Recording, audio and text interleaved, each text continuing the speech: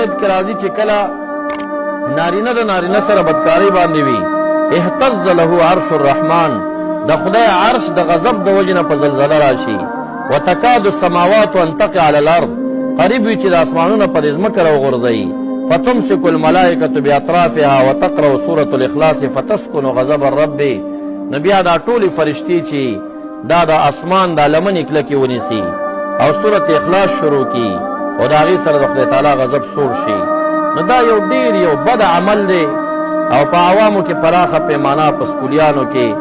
او په طالبانو کې هم ننوتی دی دا مرض سترګې به په هغې حقیقت باندې نه پټو او الہ العالمین دې زمونږ استاد سے حفاظت وکړي امین ورباندې ووایي